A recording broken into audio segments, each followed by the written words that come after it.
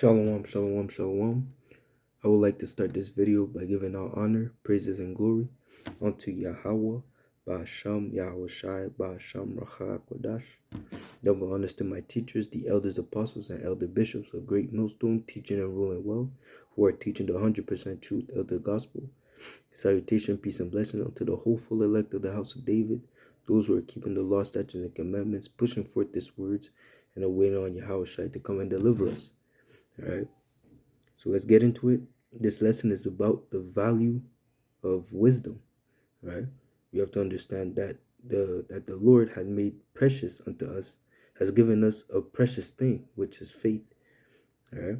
It's not of us, it's a gift, right? And the fact that we have found this precious thing, we have to hold on fast unto it, man.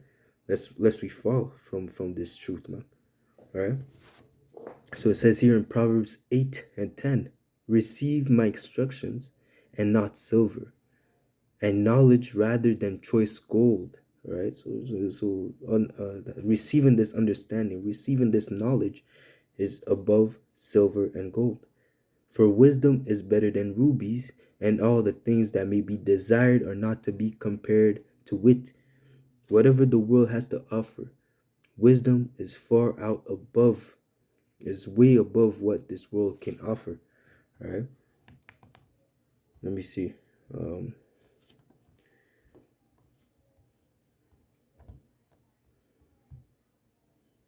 It says here.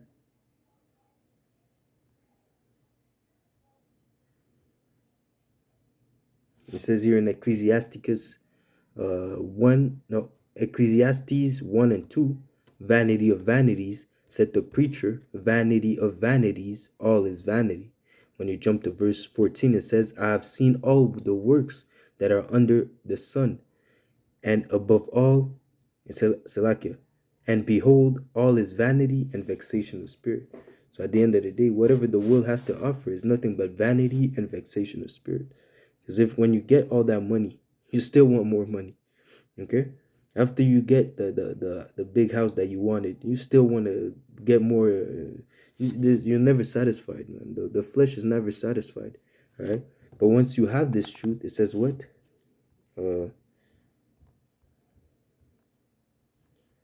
What did Yahweh say?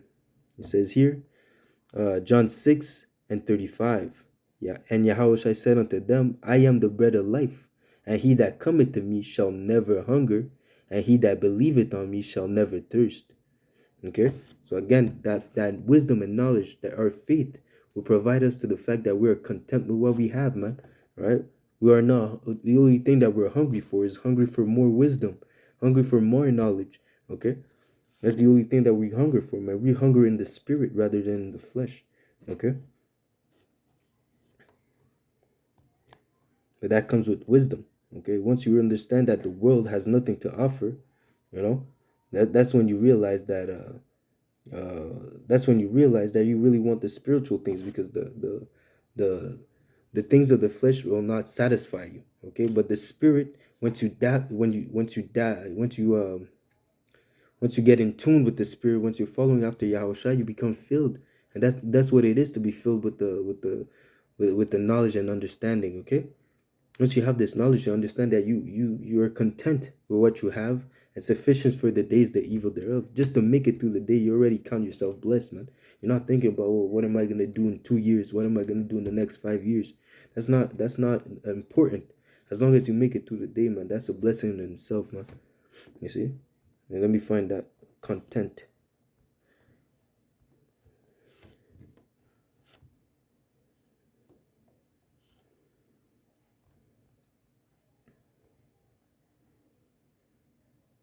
It says here in 1 Timothy 6 and I'll start at 7. For we brought nothing into this world, and it is certain that we can carry nothing out already.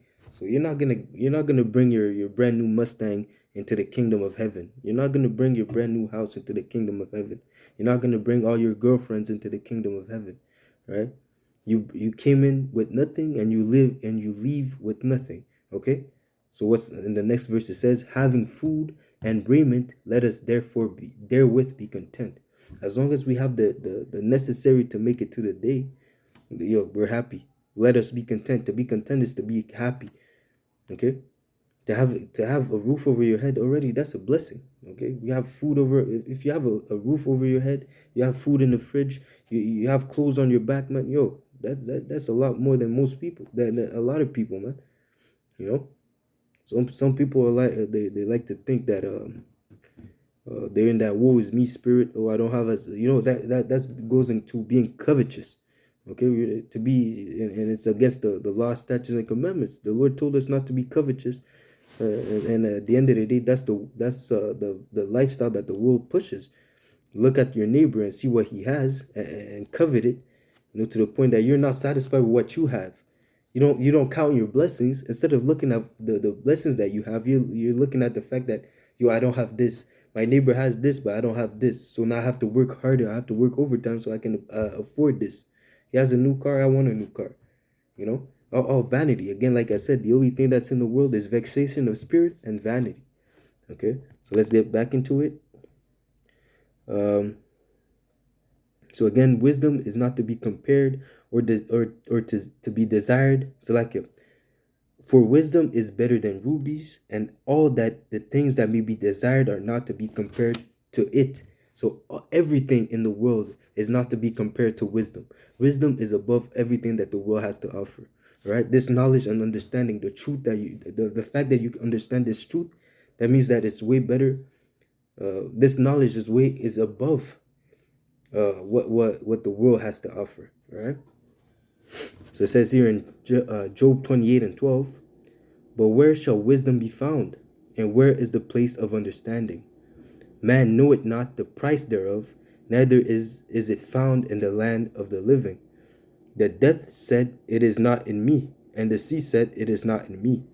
It cannot be gotten for gold, neither shall silver be weighted for the price thereof. It cannot be valued with the gold of Ophir, with the precious onyx, or with the sapphire. The gold and the crystal cannot equal it, and the exchange of it shall not be jewels of fine gold.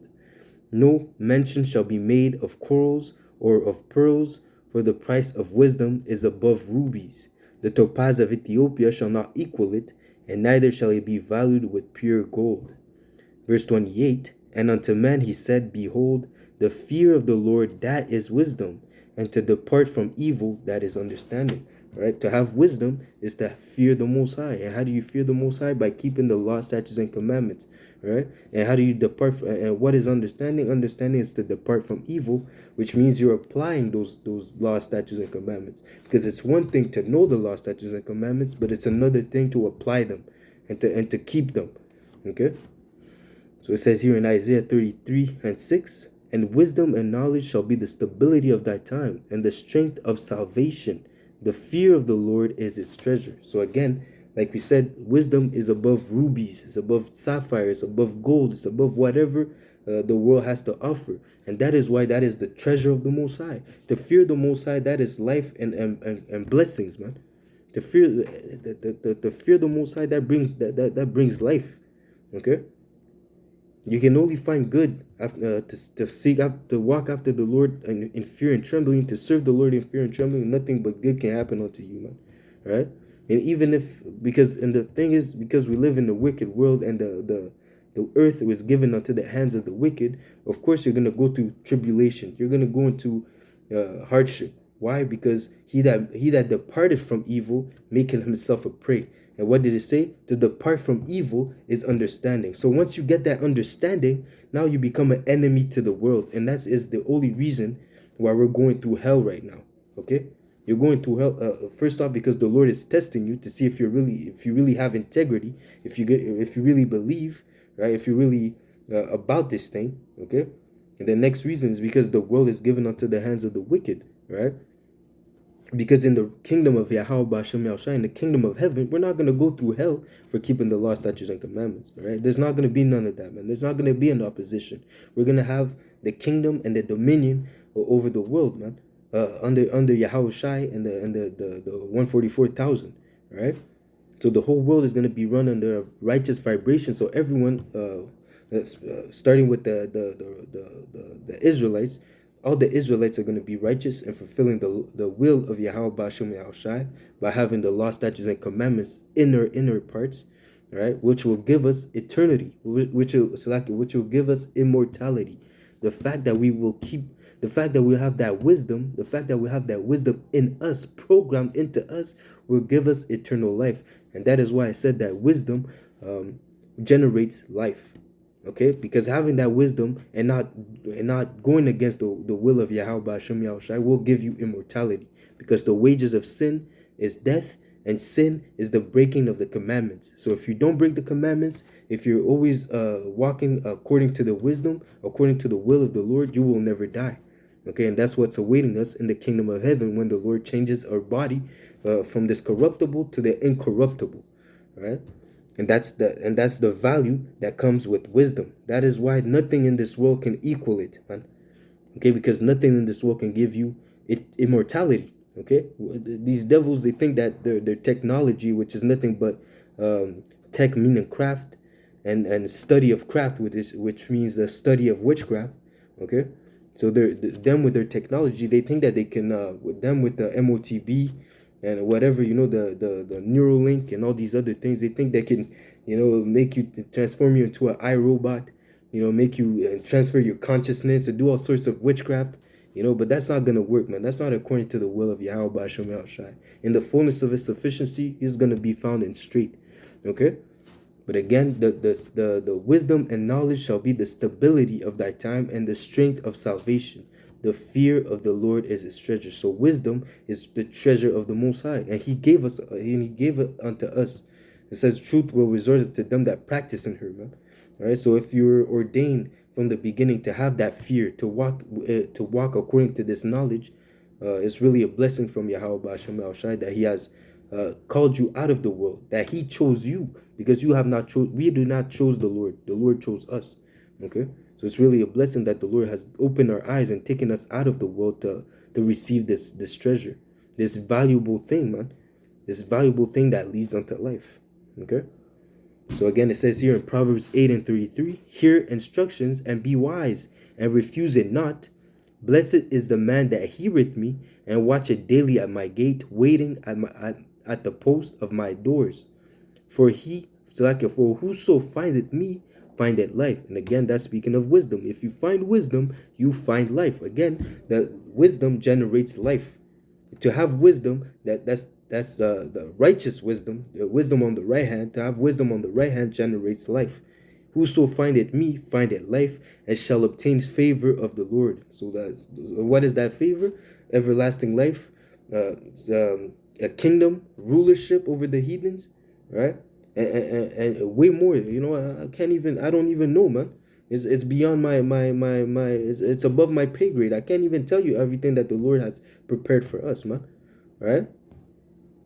It says here in Ecclesiastes 7:11, wisdom is good with an inheritance, and by it there is profit to them that see the sun. Okay, the wisdom bringeth forth, and it's a good. Wisdom is good, and it gives you profit, man. You will receive profit through the wisdom, right? For wisdom is a defense, and money is a defense. But the excellency of knowledge is that wisdom giveth life to them that have it. You may be the richest man, but that cannot buy your health. Okay, look at that Rothschild, Evelyn Rothschild, that passed away. That nigga was rich. That Nagard was rich, but he passed away. All right, he did not have the wisdom of Yahweh Ba'ashem Yahushai. Okay, regardless, you may be the richest man alive, but all these, like I said, what's in the world is vexation of spirit and vanity. You cannot have nothing else. The world cannot generate life, man, because why? The world is given unto the hands of the wicked, right? And everything that the wicked are going to generate is death, right? That's the only thing that they know, man, right? Because he is as death, he's insatiable, and he is as death, man. And wherever he go, that's the vibration that he puts forth, So again, for wisdom is a defense, and money is a defense. We're not saying that money is wicked. The love of money is wicked. But having money is not bad. To have money is a good thing. You know, it might save you from a rainy, not save you, it might be useful on a rainy day. Or a brother might need a brother's car breaks down, and you might have enough shekels on the side to provide the assistance, right?